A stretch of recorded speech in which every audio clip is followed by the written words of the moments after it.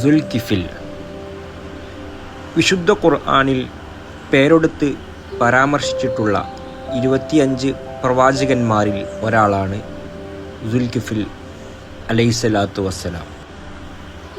എന്നാൽ നമ്മളിൽ പലർക്കും അദ്ദേഹത്തിൻ്റെ യഥാർത്ഥ ചരിത്രം എന്താണെന്ന് കൃത്യമായി അറിയില്ല.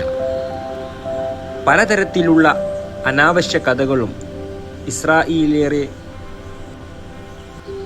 വേയാത്തുകളും അദ്ദേഹത്തിൻ്റെ പേരിൽ പ്രചരിക്കുന്നുണ്ട്. എന്നാൽ എന്താണ് സുൽകിഫിൽ നബിയുടെ യഥാർത്ഥ ചരിത്രം?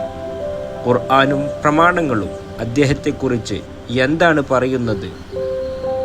നമുക്ക് നോക്കാം.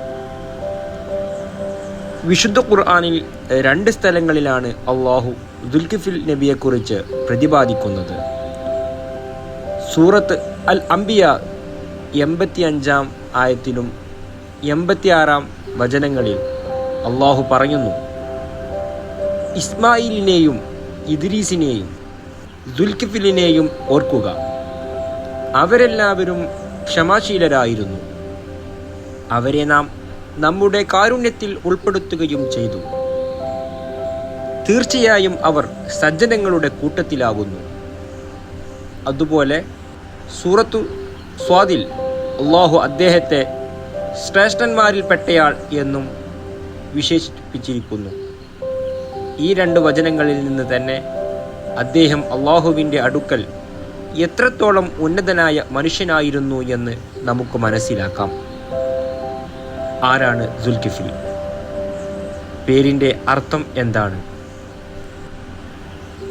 പലർക്കുമുള്ള ഒരു സംശയമാണ്, എന്താണ് സുൽകിഫിൽ എന്ന പേരിൻ്റെ അർത്ഥം?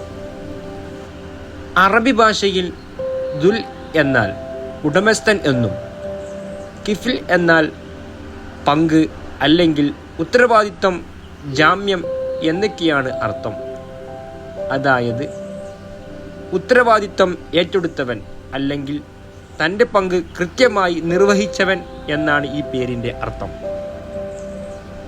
മഹാനായ ഇബ്നു കസീർ റളിയല്ലാഹു അൻഹു ഉൾപ്പെടെയുള്ള ചരിത്രകാരന്മാർ രേഖപ്പെടുത്തുന്നത് അനുസരിച്ച് അദ്ദേഹം ഇസ്രായേൽ സന്തതികളിലേക്ക് നിയോഗിക്കപ്പെട്ട ഒരു പ്രവാചകനായിരുന്നു. അദ്ദേഹം ഒരു പ്രത്യേക ഉത്തരവാദിത്തം ഏറ്റെടുക്കുകയും അത് ജീവിതാവസാനം വരെ തെറ്റിക്കാതെ പാലിക്കുകയും ചെയ്തുകൊണ്ടാണ് അദ്ദേഹത്തിന് ഈ പേര് ലഭിച്ചത്.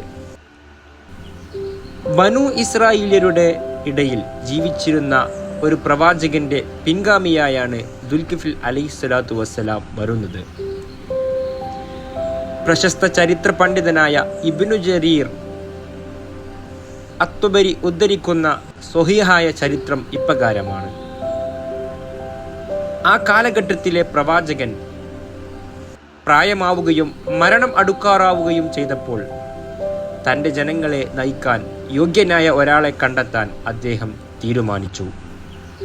അദ്ദേഹം ജനങ്ങളെ വിളിച്ച് കൂട്ടി 3 നിബന്ധനകൾ മുന്നോട്ട് വെച്ചു.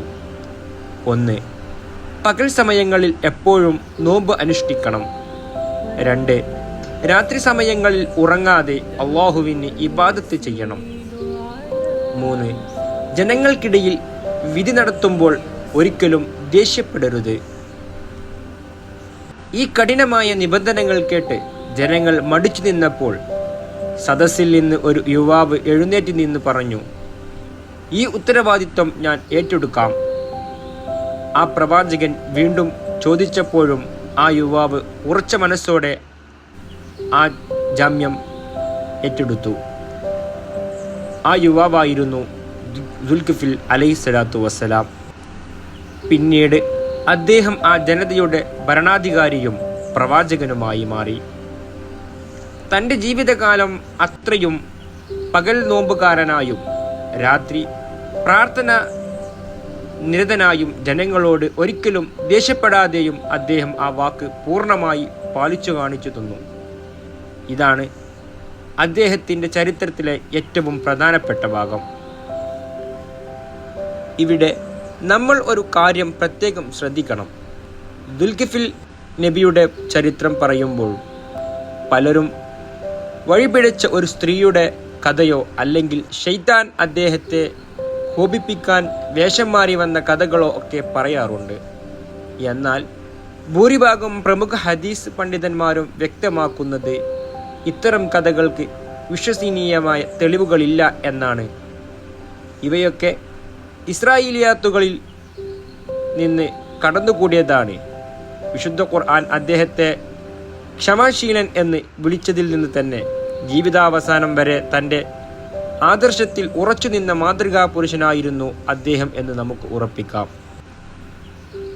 ഒരു ഭരണാധികാരി ആയിരിക്കെ തന്നെ അള്ളാഹുവുമായുള്ള ബന്ധവും ജനങ്ങളോടുള്ള നീതിയും എങ്ങനെ ഒരുപോലെ കൊണ്ടുപോകാം എന്ന് കാണിച്ചു തന്ന മഹാനായ പ്രവാചകനാണ് ദുൽകിഫിൽ അലൈഹിസ്സലാത്തു വസ്സലാം. കൊടുത്ത വാക്ക് പാലിക്കുക, പ്രതിസന്ധികളിൽ ക്ഷമിക്കുക എന്ന വലിയ പാഠമാണ് അദ്ദേഹത്തിൻ്റെ ജീവിതം നമ്മെ പഠിപ്പിക്കുന്നത്.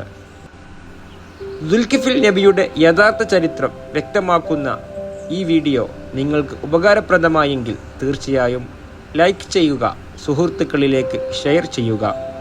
ഇതുപോലുള്ള പ്രമാണബദ്ധമായ ചരിത്രങ്ങൾക്കായി ഈ ചാനൽ സബ്സ്ക്രൈബ് ചെയ്യുക. നിങ്ങളുടെ അഭിപ്രായങ്ങൾ താഴെ കമൻറ്റ് ചെയ്യുമല്ലോ. നന്ദി. അസ്സലാമു അലൈക്കും.